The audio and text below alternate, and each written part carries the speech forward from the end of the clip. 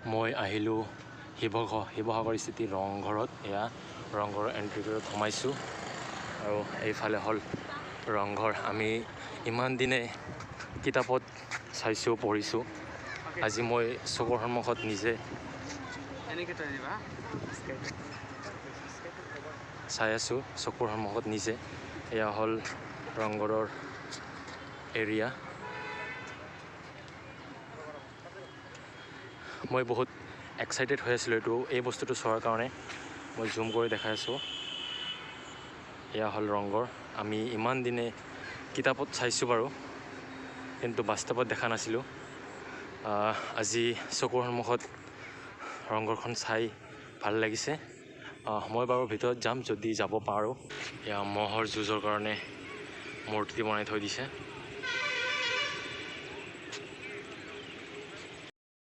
এয়া ৰংঘৰ। মই একেবাৰে ওচৰৰ পৰা দেখাইছোঁ। এতিয়া মই ভিতৰত যাম, চাওঁ ৰংঘৰৰ ভিতৰত কি আছে।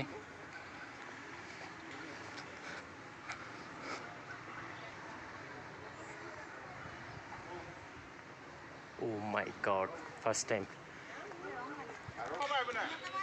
এইফালে উঠিবৰ কাৰণে স্পেচ আছে।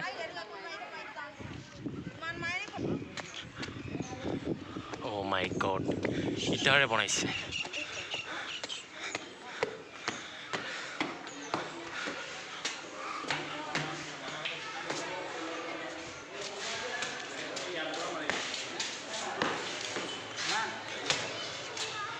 Oh shit.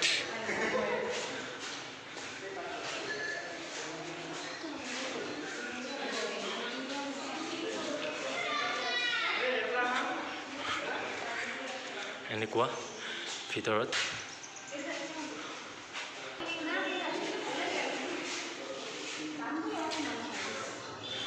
এয়া ৰংঘৰৰ ভিতৰৰ পৰা ভিউজ।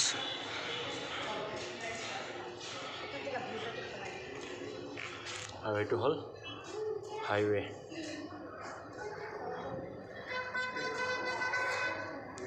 মই এইটো বেক চাইডটো দেখাইছোঁ।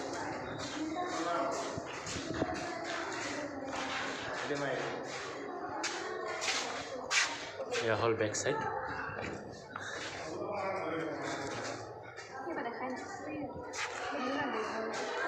ইয়াৰ ওপৰত বহুত পুৰণা বস্তু, আজিলৈকেও যে আছে এই বস্তুবিলাক।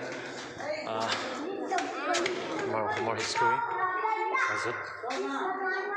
মই পোনে পোনে তলত যাম এতিয়া। এনেকুৱা বেক চাইডেৰে মই ভিতৰত যাম। Oh shit. এনেকুৱা এইটো একেবাৰে গ্ৰাউণ্ড ফ্ল'ৰ হয়। তলত একো নাই বাৰু, কিন্তু পুৰণা বস্তু সেই হিচাপে ভাল লাগে চাই।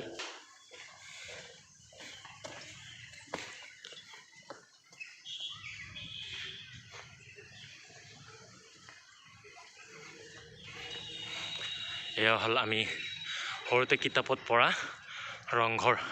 মই নিজেও চালোঁ আৰু আপোনালোককো দেখালোঁ ৰংঘৰ।